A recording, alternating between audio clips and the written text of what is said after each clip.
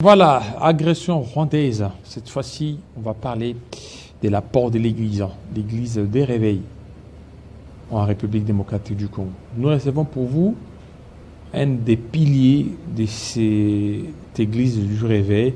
Lui, c'est le pasteur Bravo Yoka. Bienvenue. Merci. Bien pasteur. portant. Dieu nous soutient, merci. Voilà, pasteur, agression rwandaise. Jusque-là, Église des réveils, trop de bruit, mais aucune action sur le terrain. Contrairement à l'Asenco et CC qui se déploie presque partout, on voit vraiment une adhésion derrière l'initiative de l'Asenco. Bon, en fait, dans l'église du réveil, nous avons une organisation. Le porte-parole, c'est le représentant légal. Si dernièrement, j'ai eu à parler en tant qu'église du réveil, c'était sur son initiative, son autorisation. Mais habituellement, quand je parle comme le président du Forum des intellectuels chrétiens des églises du réveil du Congo. Parce que là, nous avons la liberté de réfléchir, de dire tout ce qu'il y a à dire. C'est à ce titre même que, parce que tout le monde qui me voit en tant que le fondateur initial de l'église du réveil, on voit l'église du réveil. Mais je suis là en tant que président du Fischer. Alors, à propos de ce que vous dites, le Fischer, c'est-à-dire ces groupes d'intellectuels et cadres, nous avons fait les analyses et nous sommes arrivés à plusieurs conclusions. Il y a beaucoup de choses que nous devons faire, beaucoup d'activités. La première, c'est-à-dire que j'annonce, c'est qu'il y a une correspondance que nous devons déposer au niveau de l'ambassade de l'Afrique du Sud pour demander à l'Afrique du Sud de poser un acte. Parce que les amis sont en train d'aller dans le sens qu'ils sont en train de partir. Ils voient tous les chefs de l'État, de la manière qu'on... Les amis qui sont-ils? Vous avez parlé des catholiques et des... Mais ils vous ont dévancé, hein? Non, ils ne nous ont pas dévancés. Ils sont en train de finaliser leur plan.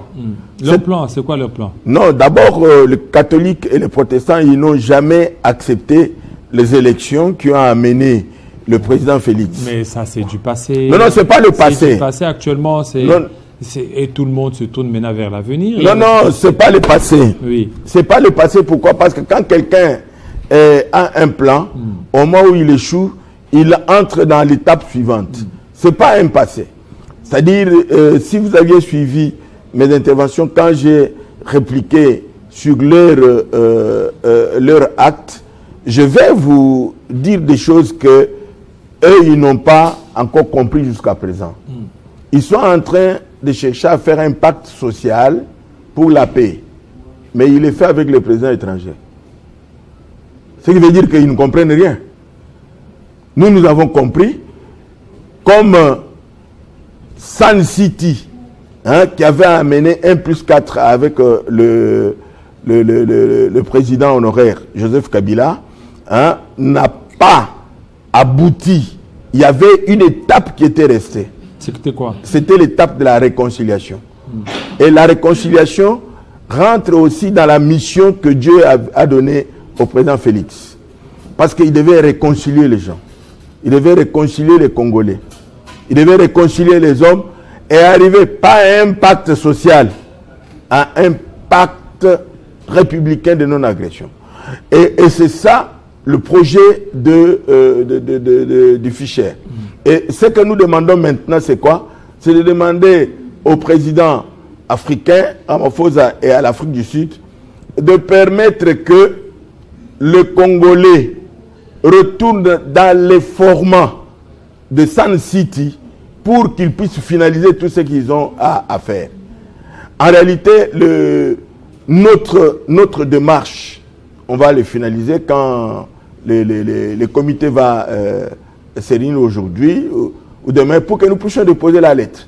Et on déposera la lettre au président de la République et pour dire que nous demandons que la concertation ou ce qu'on est en train d'appeler dialogue continue dans le format de Sun City.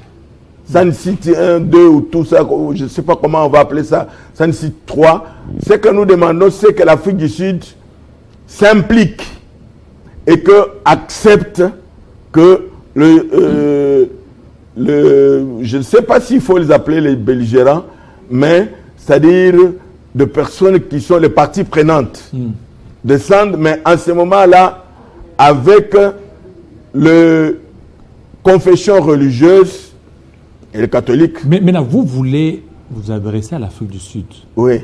Entre-temps, vous condamnez la démarche des évêques catholiques. Non. Qui sont allés voir le président étranger pour ce pacte social. Pourquoi? Parce que eux, dans tout ce qu'ils ont dit, quand on leur pose la question, ici nous sommes en train de dire des choses qui sont claires. Tel que je suis venu comme ça, je suis venu pour parler de la révélation de Dieu. Qu'est-ce que Dieu dit au président Félix? Qu'est-ce qu'il recommande aux serviteurs de Dieu?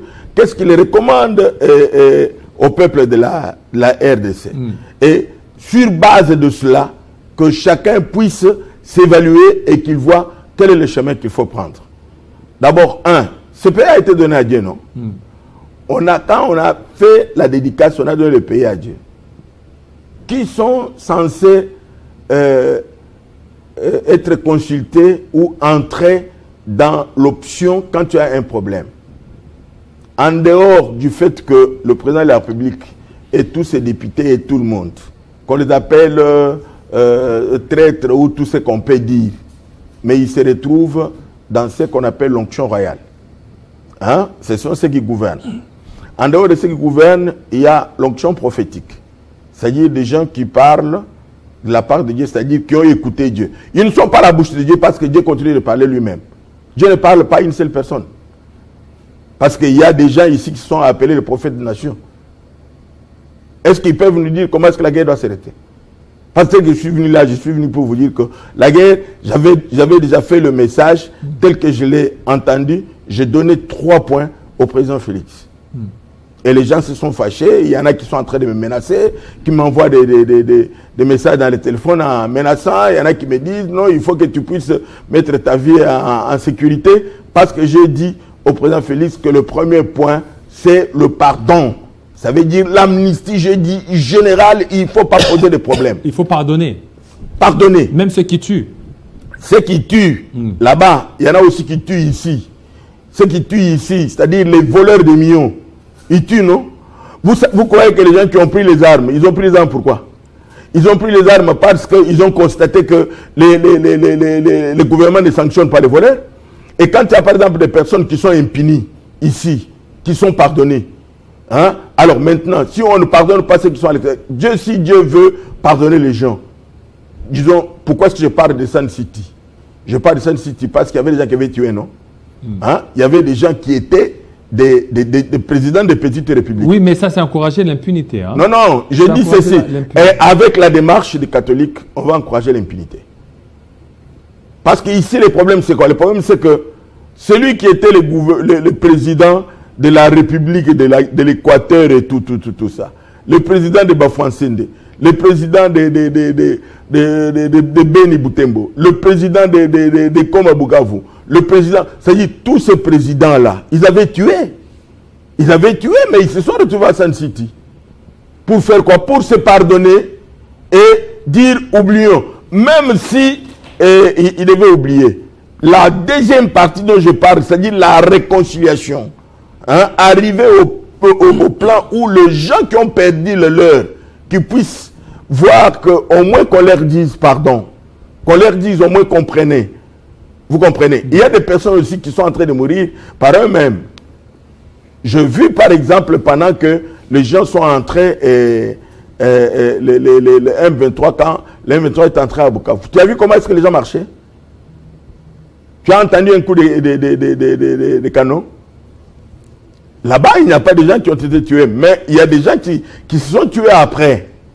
Alors maintenant, ce qui veut dire que les gens peuvent mourir, les gens meurent toujours. Quand on dit qu'il veut la paix, prépare la guerre, ce qui veut dire qu'ici, quand on prétend que c'est le Rwanda qui nous attaque, mais est-ce que nous avons attaqué le Rwanda? Pourquoi est-ce que nous refusons d'attaquer le Rwanda? La réalité, c'est quoi? Ce qui veut dire que si, par exemple, nous aussi, nous avons laissé les FDLR qu'on prétend que nous avons gardé ici, si nous les envoyons aussi au Rwanda, hein, nous les avons...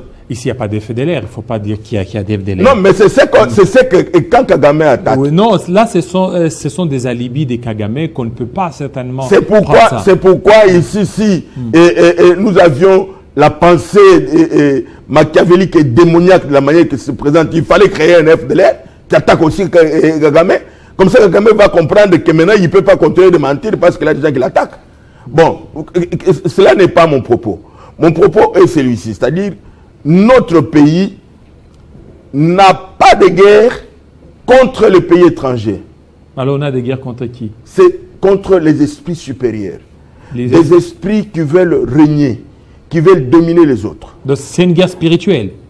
C'est spirituel ici. Ici, la guerre là, ce n'est pas une guerre des tribus ou de tout ce qu'on est en train de faire. Non, non, non, non. C'est des personnes qui sont en train de voir des millions qu'ils peuvent avoir. Et maintenant, ils disent, comment est-ce que je vais avoir ces millions? Il faut que je prenne Jean-David. On prend Jean-David. Jean-David est devant. Il peut se faire tuer. Il peut faire tout ce qu'il est en train de faire. Mais moi, je vais gagner des millions. Donc, vous comprenez ça. C'est ça les problèmes que nous avons.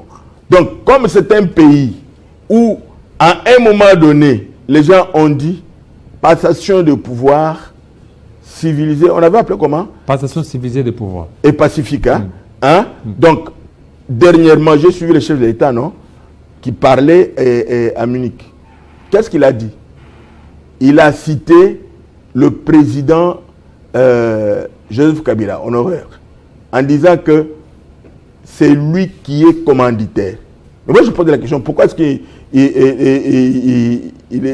les catholiques ne partent pas voir le président Kabila pour lui demander Mais ils ont vu ses représentants. Ils ont vu non, ce n'est pas le représentant. Ils ont vu Raymond Chibanda, ils ont vu... Je dis ce n'est pas le représentant. Ils ont vu José Makila. À l'étape où on se retrouve, ce n'est pas le représentant. Non, c'est par rapport à son agenda. Il a un agenda tout à fait non, ils doivent absolument le voir. Parce qu'ils ont vu Félix.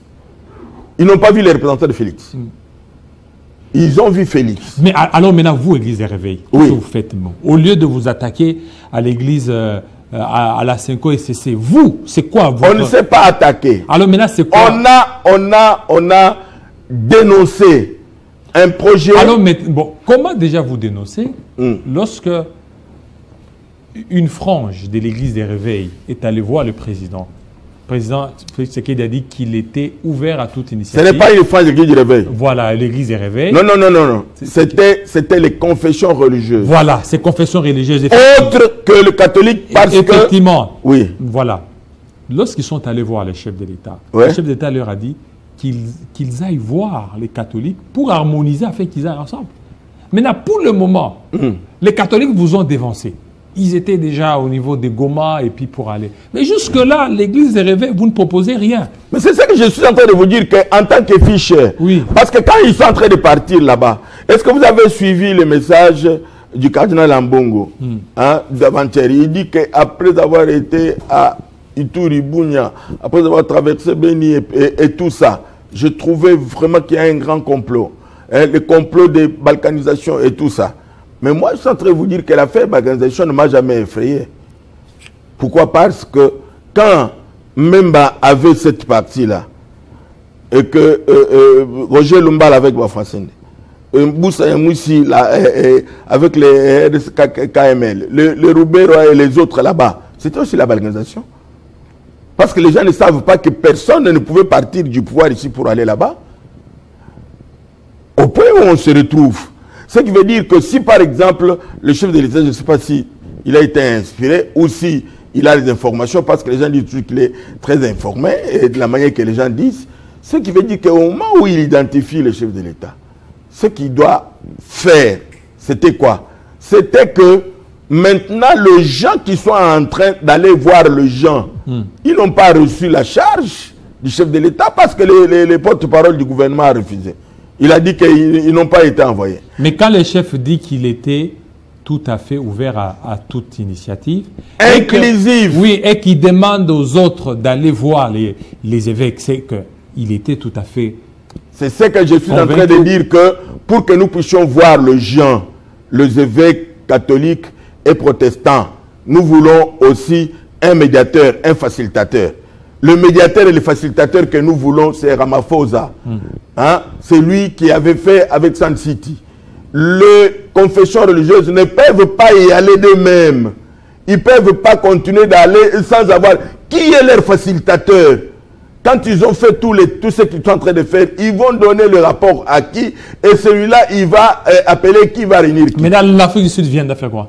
L'Afrique du Sud, parce que dans leurs interventions, de la manière qu'ils sont en train de présenter les choses, l'Afrique du Sud comprend.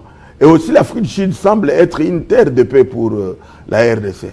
Il semble, c'est-à-dire avec Sun City, l'Afrique du Sud... Alors, vous voulez que l'Afrique du Sud serve de médiateurs, d'abord pour nous, les confessions religieuses, que nous puissions d'abord nous accorder, et de deux, qu'ils puissent... C'est une très longue procédure, tout ça. Non, non, c'est pas long. Vous savez que la guerre sera longue. Très longue. Parce que, d'abord, tel qu'on est en train de partir, ce que vous avez vu à Bukavu, je peux vous dire que vous pouvez aussi le voir à Lubumbashi. Vous pouvez le voir à Lubumbashi dans 35 jours, 45 jours. Non, il ne faut pas dire ça. Non, ce n'est pas qu'il ne faut pas dire ça. Moi, je le dis sur base de la révélation. Non. Écoutez, il y a ceci. Oui. Si déjà, vous, Église et Réveil, oui, ou les confessions religieuses, vous n'arrivez pas à vous entendre, comment vous voulez faire entendre les autres? Non. Est-ce que d'abord, les confessions religieuses peuvent réellement s'entendre?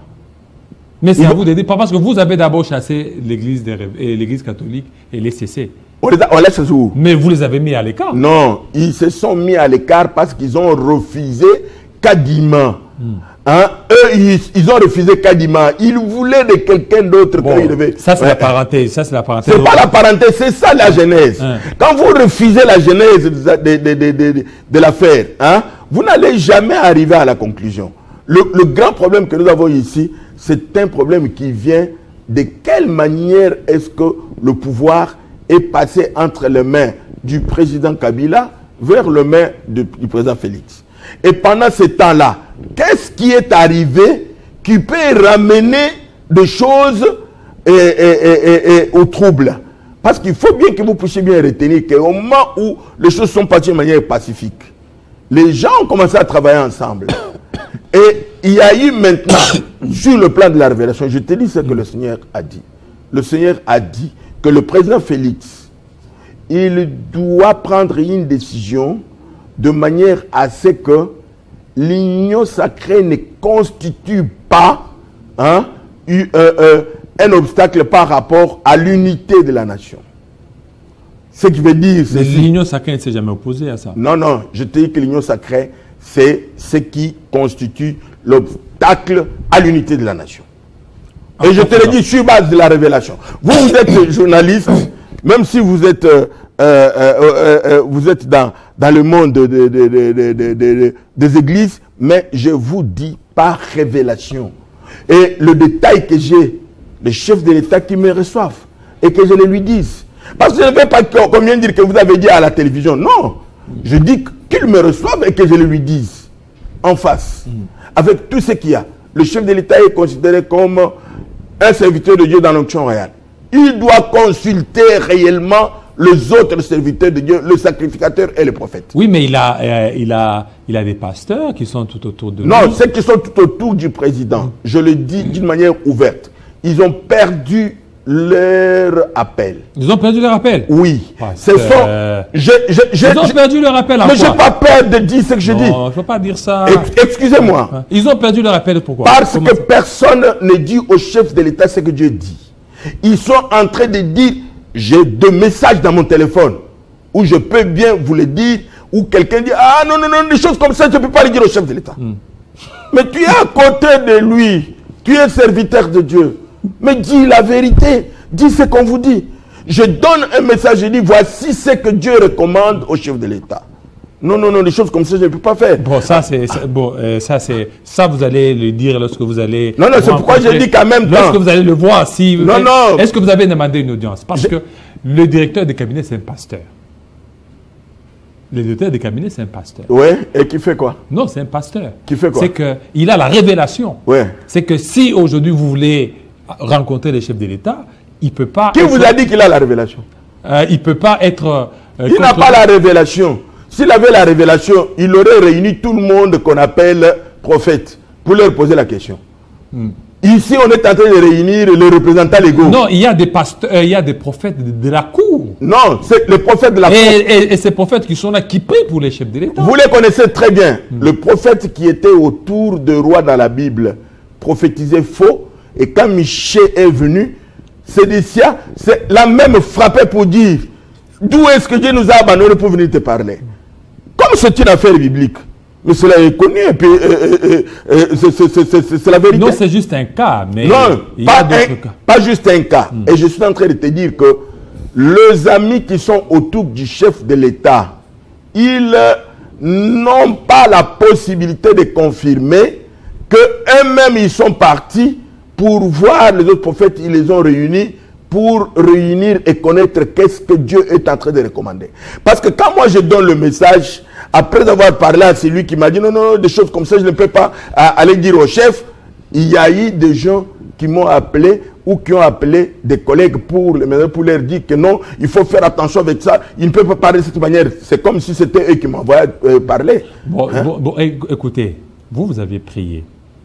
Est-ce que c'est nécessaire que vous allez lui dire ou bien vous pouvez prier ça dans votre chambre, vous priez pour lui sans que vous ne le voyez? C'est cela le mal. Pourquoi est-ce qu'il a donné le pays à Dieu? Oui, mais parce qu'il y a d'autres serviteurs qui sont tout autour. Non, est-ce que vous connaissez les projets d'abord de la dédicace vient de qui? Vous pouvez vous rappeler le 5 mars 2016. Vous étiez ici à Kinshasa, non? Oui. Hein? Le jour où il y a eu la pluie au stade. Hein? Qui était descendu avec le drapeau sous la pluie et puis pour que tous les autres qu'on a appelés représentants légaux puissent le rejoindre. C'est pas bravo? Est-ce que c'était eux? Qu'est-ce qu'ils en savaient? Ils n'en savaient rien. Non, je suis en train de vous dire une chose, que tout le monde qui est là prenne ce qu'on est en train de dire des dédicaces comme un slogan. Mais la suite, quelles sont les retombées de la dédicace? Nous sommes dans un pays, d'abord, notre pays a le schéma biblique ouvert de la manière qu'on est en train de parler. Le schéma biblique est ouvert. Vous pouvez prendre chaque passage. Je peux vous donner, je ne suis pas venu ici pour prêcher. Et j'allais vous donner, je dis, lis tel passage. Qu'est-ce qu'on est en train de dire? Lis tel passage. Qu'est-ce qu'on est en train de dire? Et vous allez voir que le tout s'accorde. Je dis que les hommes qui sont autour du chef de l'État, ces hommes de Dieu-là, ils ont perdu leur appel. Ils ont perdu leur appel? Oui. Pourquoi? Parce qu'ils sont devenus des politiciens. Ils sont devenus des hommes d'affaires. Ils n'ont plus le temps de savoir qu'est-ce que Dieu dit. Qu'est-ce que Dieu recommande. Et même quand ils sont en train de parler du chef de l'État, ils ne parlent pas du chef de l'État comme si c'est quelqu'un qui est dans le même canevas du pouvoir avec eux. Eux, prophètes, sacrificateurs et lui aussi roi. Ça veut dire dans cette onction que nous sommes en train de partager. Comme de personnes établies. Est-ce que vous ne savez pas qu'il y a, même si vous recevez le message, il y a des manières qu'il faut adresser au chef de l'État. Regardez lorsque Gad a reçu le message pour dire au roi David, il dit, ô roi, vis éternellement. Il commence par célébrer le roi. Oui. Vous voyez, c'est ça. Et de même aussi, les gens à qui vous aviez dit ce message, parce qu'ils ont dit que non, pas. Ils disent que peut-être c'est un message trop cru. Non, mais est-ce qu'ils ont l'obligation d'aller lui dire? Non, ils doivent lui dire qu'il y a quelqu'un à qui Dieu a parlé, qui voudrait vous parler. Est-ce que vous pouvez l'accepter? Même lui-même, le chef de l'État. Parce qu'on donne le pays à Dieu. Il y a beaucoup de serviteurs de Dieu qui passent à la télévision, qui racontent, qui disent que Dieu a dit, Dieu a dit. La charge du directeur de cabinet que vous êtes en train de parler, qui est serviteur de Dieu, et du conseiller en charge des affaires religieuses, c'était de les faire venir, de les écouter, d'analyser, de faire ce qu'on appelle... Est-ce que vous aviez mené des démarches pour aller voir les conseillers, pour aller voir les directeurs de cabinet? Parce que c'est eux qui comprennent un peu l'aspect spirituel. Vous le voyez, ils vous entendent, et puis ils verront la quintessence de vous faire parvenir au chef de l'État. Je vous dis que ça fait déjà 6 ans que le président Félix est au pouvoir. Moi, je ne suis pas seulement une personne qui parle. Je crie. Hein? J'ai un syllabus gros comme ça, hein? Avec les révélations et les directives. Le Seigneur me dit qu'autour d'un chef, on doit avoir 4 types de personnes. Premier type, le sage. Deuxième type, les technocrates. Troisième type, les courtisans.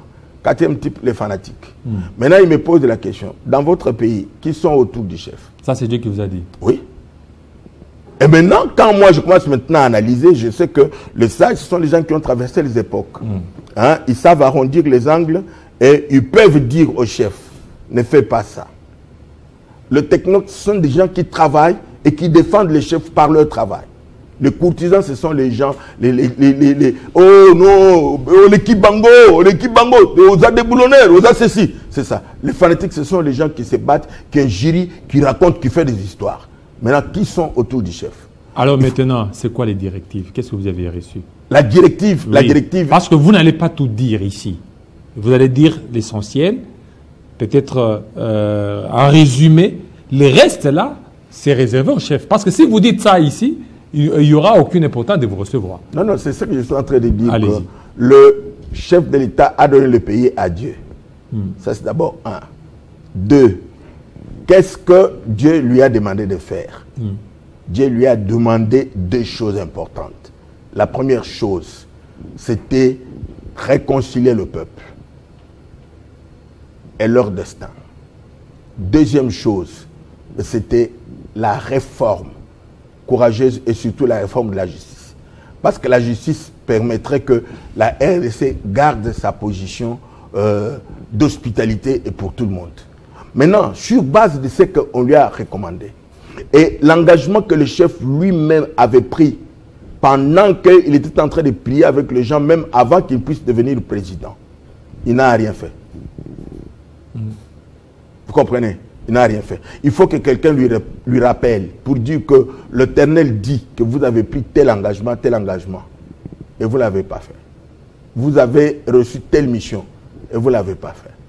Donc, comme les gens qui sont là n'avaient pas de révélations, ni sur... je vais vous dire une chose. Le Seigneur me montre dans une vision claire. Le chef de l'État avec beaucoup de gens. Moi, je me suis retrouvé parmi les personnes. Il entre avec nous dans un bâtiment pour nous montrer comment est-ce que ce bâtiment est constitué. Et quand on entre, nous montons le rez-de-chaussée est très éclairé. C'est très clair. On doit monter au premier étage. Et le premier étage où on doit monter, on retrouve que sur les 10 locaux, les 10 bureaux qui sont là, il y a 6 locaux dont la lumière que nous avions au niveau des chaussées a diminué la teneur. Et on se retrouve avec une lumière dont l'intensité est beaucoup plus basse. Le chef recommande que nous puissions monter au 2e niveau.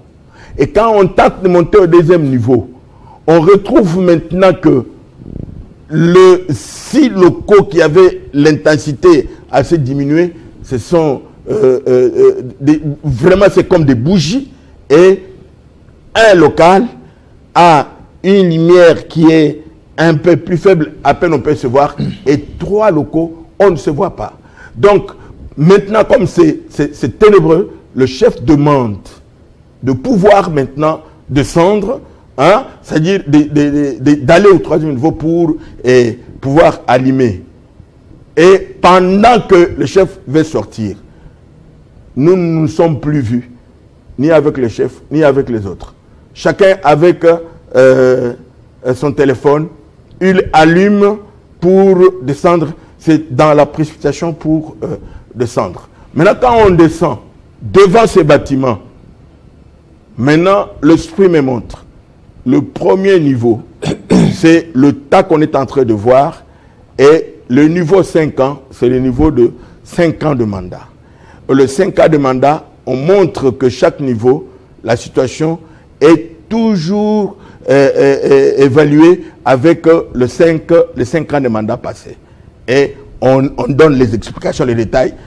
C'est à lui qu'il faut donner. Et quand maintenant, nous sommes là en train de regarder, comme on ne l'a pas vu. Je posais la question, le chef est mort, Les chefs ont perdu le pouvoir, qu'est-ce qu'il y a? Ce qui veut dire que l'espace de 4 ans qui viennent, c'est-à-dire l'année qu'on a commencé, hein, et c'est qu'on est en train de suivre, c'est un espace où il y a encore d'obscurité, ce pas clair. Il faut, oui, et qui doit prier? Il faut éviter des prières telles qu'on est en train de les faire. Nous faisons des prières où, quand nous sommes là ensemble, moi je dirige habituellement la prière. Et quand on fait la prière, au moment où je donne un sujet de prière, les musulmans ne prient pas. Ils ne sont pas avec nous. Là, ce sont des prières écuméniques. Mais c'est ça les prières là qu'on est en train de faire. Les musulmans ne prient pas, les Bangouza ne peuvent pas prier et les Kimangis ne peuvent pas prier. Ce qui veut dire que quand maintenant les musulmans viennent pour donner les prières, ils prient en arabe. Tout ce qu'ils sont en train de dire, les autres personnes n'entendent pas. Ce qui veut dire que quand on dit qu'il faut prier, il faut commencer d'abord par faire comme dans la Bible. Du temps de Jonas, quand le roi a appris qu'il y avait un problème, qu'est-ce qu'il a fait? Que chacun prie son Dieu. Hein? Que chacun demande à son Dieu de la manière que cela se présente. Nous, notre Dieu, la Bible dit, si 2 ou 3 s'accordent à prier. Est-ce qu'on s'est toujours accordé? Alors maintenant, il faut prier pour que la paix revienne, surtout dans l'Est de la République démocratique du Congo. Est-ce que vous êtes pour? Parce qu'on doit terminer le dialogue. Les dialogues menés par la CENCO, où vous avez votre schéma. Le schéma que nous avons est simple. Le dialogue doit avoir lieu parce que le chef lui-même est d'accord avec ça, mais qui doit dialoguer? Comme le chef a dit d'une manière claire qu'il y a un problème avec avec le président honoraire, mais qui dialogue avec le président honoraire? Ça c'est une affaire simple. On est chercher à dialoguer avec Kagame qui refuse. De deux, tout le monde qui se retrouve là en train de chercher, c'est que quand vous allez au dialogue, parce que vous avez entendu Franck Dongo. Franck Dongo dit quoi? Il dit que nous devons aller dans une transition sans Tshisekedi. Vous avez compris? Donc tout le monde, les gens qui ont échoué aux élections, ils ne sont pas d'accord, ils veulent avoir le pouvoir par le trichement du dialogue. Ce qui veut dire que les principes du dialogue, je ne les refuse pas. J'insiste sur le fait du cahier des charges de Sun City, le TEDR de Sun City. Ce TEDR de Sun City, c'est ce qui constitue notre constitution de la manière qu'on le présente, et puis on va bien parler. De deux, je vais vous dire d'une manière ouverte, notez-le très bien, les amis du Sud Kivu et du Nord Kivu doivent prier, et dans leur prière, je ne veux pas dire ce que Dieu leur recommande. Ce qu'on leur dit de faire. Parce que si je le dis ici, ils vont encore se fâcher parce que personne n'accepte. Mais les choses sont claires. Et quand l'Éternel m'a dit ça, je me suis déplacé, j'ai pris mon avion et je suis arrivé jusqu'à Bukavu. Et je vérifiais. Et j'ai vérifié. Et j'ai eu des preuves. Je suis allé à Goma. Je suis allé même jusque sur les sites des déplacés. Et j'ai vérifié. J'ai eu des preuves. Et la solution à la fin de la guerre à l'Est réside auprès de Dieu, mais à une condition, de faire ce que Dieu recommande. Et ce que Dieu recommande, ce n'est pas à tout le monde qu'on doit le dire.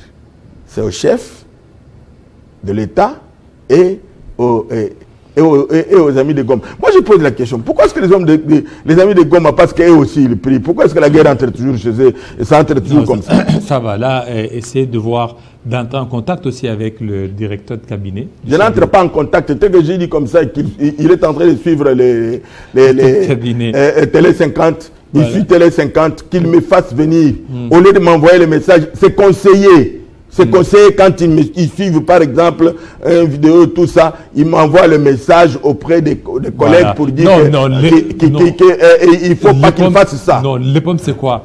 Et aussi, vous êtes dur, vous savez, dur, parce que Yoko c'est Yoka. Vous savez, je vous ai dit, il y a la manière de vous adresser au chef. Le prophète Gad disait, ô roi, vis éternellement. Et puis quand il vient, il se couche, il se penche, il commence à dire... Mais devant le roi, non? Ainsi parle le Seigneur. Devant le roi. Dieu dit ça. C'est ça. Devant le roi, c'est là où on va faire ça devant le roi. Devant le roi, on va le faire pour lui dire... Quand Nathan est parti voir David, vous savez ce qu'il a fait. Il lui a raconté l'anecdote sur celui qui avait beaucoup de bêtes, qui a pris une seule bête de quelqu'un et tout. Ça leur a dit, une personne comme ça mérite la mort. Il dit, c'est toi. Pourquoi? Parce que toi, tu as pris la femme d'autrui. Vous comprenez? Donc le problème c'est quoi? Le problème c'est que, pourquoi est-ce qu'on écoute tout le monde, mais on ne veut pas écouter les véritables personnes qui parlent à la part de Dieu? Donc c'est vous les véritables personnes. Oh, dis, moi je suis en train de te dire que quand personne ne peut rendre le témoignage de ce que vous faites avec Dieu. Voilà. Mais je sais ce que je fais avec Dieu. Je suis en train de dire les choses. Personne ne va me contredire. Pourquoi? Parce que c'est à moi que Dieu a parlé. J'ai rencontré d'autres personnes à qui Dieu a parlé. Et je vois que nous sommes nombreux. Et nous avons tenu une conférence dernièrement. Vos gens étaient là pour parler sur la révélation de Dieu avec le pouvoir. C'est la vérité. Il y a des personnes qui connaissent Dieu, qui craignent Dieu, à qui Dieu a parlé avant que le chef ne vienne au pouvoir et pendant que le chef est entré au pouvoir. Et puis, ils sont là. Merci beaucoup, homme de Dieu, pasteur. Bravo, Oka, surtout de votre passage. On va terminer par la culture. Je pense que Bobambongo est déjà prêt. Voilà, on va terminer par la culture. Je pense que le message est arrivé. Les chefs de l'État et aussi ses services devront certainement entrer en contact avec vous pour donner des directives du Seigneur. Merci beaucoup, pasteur.